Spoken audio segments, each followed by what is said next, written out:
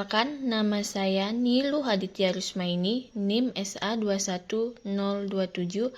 Di sini saya akan menjelaskan mengenai bore, loss, dan toy. Baik, pada slide pertama, di sini saya akan menjelaskan tentang pengertian indikator.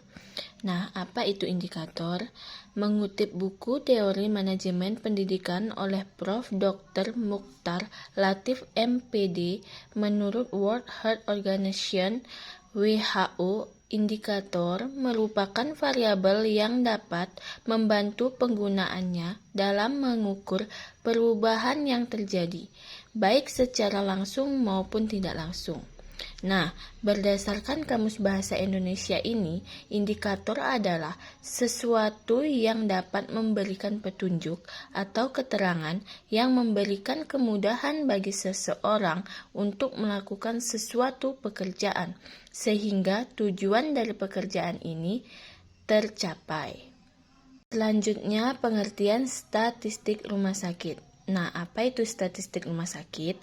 Menurut Hatta 2013-215, kata statistik dapat diartikan dalam berbagai macam arti. Salah satu artinya adalah sebagai angka, yaitu gambaran suatu keadaan yang dituangkan dalam angka.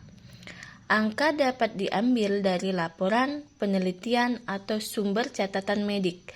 Statistik seperti rata, median, standar, deviasi, dan lain-lain. Arti lainnya adalah statistik merujuk pada metode atau teknik statistik dan teori. Nah, pada statistik rumah sakit ini memiliki pengertian statistik yang menggunakan dan mengolah sumber data dari pelayanan-pelayanan kesehatan di rumah sakit untuk menghasilkan informasi, fakta, dan pengetahuan berkaitan dengan pelayanan kesehatan di rumah sakit.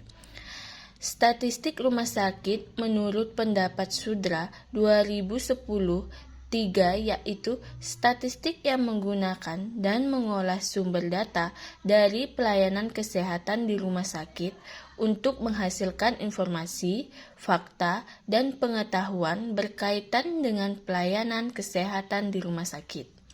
Dalam pelayanan pasien di rumah sakit, data dikumpulkan setiap hari dari pasien rawat inap, rawat jalan, maupun rawat darurat. Data tersebut berguna untuk memantau perawatan pasien setiap hari, mingguan, bulanan, dan lain-lain. Adapun menurut Sudra 2010, informasi dari statistik rumah sakit digunakan untuk berbagai kepentingan, antara lain yaitu perencanaan, pemantauan pendapat, dan pengeluaran dari pasien oleh pihak manajemen rumah sakit, pemantauan kinerja medis, dan pemantauan kinerja non-medis. Adapun pengertian indikator statistik rumah sakit. Apa sih indikator statistik rumah sakit itu? Nah, indikator statistik rumah sakit merupakan pengumpulan data di rumah sakit yang dikumpulkan setiap hari dari pasien rawat inap dan rawat jalan. Data tersebut berguna untuk memantau perawatan pasien setiap hari, minggu, bulan, dan lain-lain. Informasi dari statistik rumah sakit digunakan untuk perencanaan pemantauan pendapat dan pengeluaran dari pasien oleh pihak manajemen rumah sakit. Adapun indikator-indikatornya yaitu yang pertama ada indikator statistik unit rawat inap dan indikator efisiensi rawat inap. Yang pertama, ada indikator statistik unit rawat inap. Statistik rawat inap digunakan untuk memantau kegiatan yang ada di rawat inap, yang juga digunakan untuk menilai dan mengevaluasi kegiatan yang ada di unit rawat inap untuk perencanaan maupun laporan pada instansi vertikal. Data yang diolah di unit rawat inap disesuaikan dengan kebutuhan data dan informasi oleh manajemen maupun kebutuhan laporan ke instansi di atasnya, Depkes, misalnya data kunjungan pasien, data rujukan, data pembayaran, data tindakan pasien, dan data tersebut dapat diperoleh dari pencatatan yang ada di unit rawat inap, seperti pada yang pertama, sensus harian rawat inap. Nah, pada sensus harian rawat inap ini adalah kegiatan perhitungan pasien rawat inap yang dilakukan setiap hari pada suatu ruangan rawat inap. Kegunaannya antara lain, yang pertama, mengetahui jumlah pasien masuk, jumlah pasien keluar, atau hidup dan mati. Yang kedua, mengetahui tingkat penggunaan tempat tidur. Dan yang ketiga itu menghitung penyediaan sarana dan fasilitas pelayanan kesehatan. Yang kedua ada rekapitulasi sensus harian rawat inap. Rekapitulasi sensus harian rawat inap ini adalah formulir yang digunakan untuk menghitung dan merekap pasien rawat inap setiap hari yang diterima dari masing-masing bangsal rawat inap. Kegunaannya antara lain adalah yang pertama, untuk mengetahui jumlah pasien dirawat pada hari yang bersangkutan. Yang kedua, untuk mengetahui tingkat penggunaan tempat tidur. Dan yang ketiga, merupakan data dasar mengetahui pasien dirawat pada hari yang bersangkutan yang harus dikirim kepada manajemen rumah sakit di bidang perawatan dan unit lainnya yang membutuhkan. Yang ketiga, ada rekapitulasi bulanan rawat inap. Pada rekapitulasi bulanan rawat inap ini adalah formulir yang digunakan untuk menghitung dan merekap pasien rawat inap selama sebulan yang diterima dari masing-masing bangsal rawat inap. Kegunaannya yaitu yang pertama, untuk mengetahui jumlah pasien dirawat selama periode 1 bulan dan 1 triwulan. Dan yang kedua, mengetahui tingkat penggunaan tempat tidur selama periode bulanan dan triwulan. Yang ketiga, merupakan data dasar mengenai pasien rawat inap yang perlu dilaporkan. Dan yang keempat, ada laporan triwulan. Laporan triwulan ini digunakan untuk mengetahui pelayanan unit rawat inap. Maka data di atas diolah dalam bentuk pemantauan bulanan, triwulan, dan tahunan sesuai dengan kebutuhan manajemen rumah sakit maupun pelaporan kepada Dinas Kesehatan. Pengelolaan data statistik menggunakan indikator untuk memudahkan penilaian dan pengambilan kebijakan. Beberapa indikator yang digunakan di unit rawat inap antara lain BOR, LOS, TOI, BTU, NDR, dan GDR. Yang kedua, indikator efisiensi pelayanan rumah sakit. Indikator-indikator pelayanan rumah sakit dapat dipakai untuk mengetahui tingkat pemanfaatan, mutu, dan efisiensi pengelolaan rumah sakit.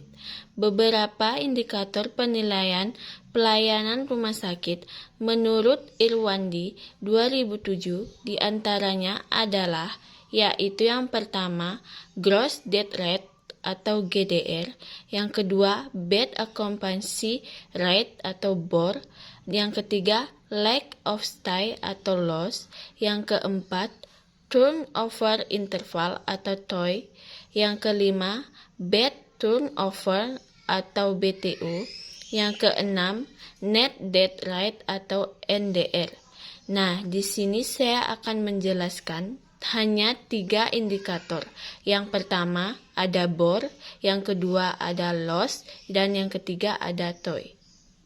Yang pertama ada Bed Occupancy Rate atau BOR. BOR menurut Huffman 1994 adalah the ratio of patient service days to inpatient bed account deaths in a period under consideration. Sedangkan menurut Depkes RI 2005, BOR adalah persentase pemakaian tempat tidur pada satuan waktu tertentu. Indikator ini memberikan gambaran tinggi rendahnya tingkat pemanfaatan tempat tidur rumah sakit. Angka BOR yang rendah menunjukkan kurangnya pemanfaatan fasilitas perawatan rumah sakit oleh masyarakat. Angka BOR yang tinggi atau lebih dari 85% menunjukkan tingkat pemanfaatan tempat tidur yang lebih tinggi sehingga perlu pengembangan rumah sakit atau penambahan tempat tidur. Nilai indikator BOR yang ideal adalah antara 60-85%, Depkes RI 2005. Sedangkan menurut Barber Johnson, nilai BOR yang ideal adalah 75-85%. Nah, di sini ada contoh perhitungan dari BOR. Pasien yang dirawat tanggal 1 September sama dengan 97 pasien, 2 September sama dengan 98 pasien, 3 September sama dengan 108 pasien, tanggal 4 September 89 pasien. Maka jumlah hari perawatan dari tanggal 1 sampai 4 September adalah 384 selama 4 hari atau periode. Jumlah tempat tidur sama dengan banyaknya tempat tidur yang ada atau yang beroperasional di rumah sakit.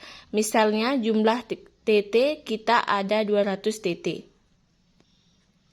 Nah, maka perhitungan BOR-nya adalah BOR sama dengan jumlah hari perawatan sama dengan 384 per jumlah TT sama dengan 200 kali periode sama dengan 4 hari dikali 100%.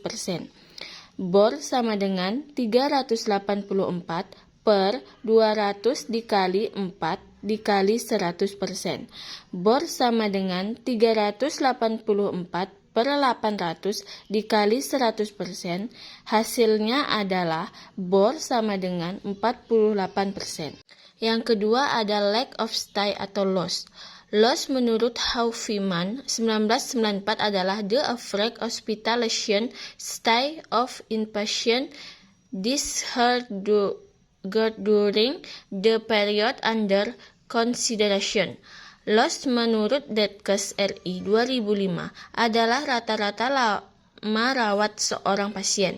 Indikator ini digunakan untuk mengukur efisiensi pelayanan rawat inap yang tidak dapat dilakukan sendiri, tetapi harus bersama dengan interpretasi BOR dan TOI. Di samping memberikan gambaran tingkat efisiensi, juga dapat memberikan gambaran mutu pelayanan. Apabila diterapkan pada diagnosis tertentu dapat dijadikan hal yang memerlukan pengamatan lebih lanjut. Secara umum, nilai loss yang ideal adalah antara 6-9 hari Depkes 2005, sedangkan menurut Barber Johnson adalah 3-12 hari. Nah, di sini ada perhitungan dari loss. Contoh soal dari perhitungannya yaitu pada tanggal 4 September ini ada 5 orang pasien pulang. Yang pertama, pasien A pulang dengan lama dirawat 4 hari. Pasien B pulang paksa dengan lama dirawat 2 hari. Pasien C meninggal dengan lama dirawat 10 hari. Pasien D pulang dengan lama dirawat 3 hari. Dan pasien E pulang dengan lama dirawat 6 hari. Jadi, jumlah lama dirawat pada tanggal 4 September tersebut adalah 25 hari dan pasien yang pulang atau baik hidup maupun meninggal ada 5 orang. Nah, contoh perhitungannya yaitu loss sama dengan jumlah lama dirawat sama dengan 25 hari per jumlah pasien keluar hidup dan meninggal sama dengan 5 orang. Loss sama dengan 25 per 5. Loss sama dengan 5 hari. Jadi, untuk mendapatkan lama dirawat pada setiap pasien, perhitung dari kapan pasien pulang dan pasien tersebut masuk. Misalnya, pasien A masuk tanggal 31 Agustus dan pulang tanggal 4 September. Maka, lama dirawat pasien A adalah 4 hari. Yang ketiga, ada turnover interval atau TOI. TOI menurut Depkes RI 2005 adalah rata-rata hari di mana tempat tidur tidak ditempati dari telah diisi ke saat terisi berikutnya. Indikator ini memberikan gambaran tingkat efisiensi penggunaan tempat tidur. Semakin besar TOI, maka efisiensi penggunaan tempat tidur semakin jelek. Idealnya tempat tidur kosong tidak terisi pada kisaran 1-3 hari. Nah, adapun contoh perhitungan dari TOI, yaitu jumlah TT sama dengan 200 TT, jumlah periode sama dengan 1 hari, jumlah hari perawatan sama dengan 90, jumlah pasien keluar hidup dan meninggal sama dengan 5 orang. Contoh perhitungannya yaitu TOI sama dengan jumlah TT sama dengan 200 kali jumlah periode sama dengan 1 dikurang hari perawatan sama dengan 90 per jumlah pasien keluar hidup dan meninggal sama dengan 5. TOI sama dengan 200 dikali 1 dikurang 90 per 5. TOI sama dengan 110 per 5 sama dengan 22 hari. Baik, mungkin itu saja penjelasan dari saya mengenai indikator perhitungan dari BOR, LOS, dan TOI. Sekian, terima kasih.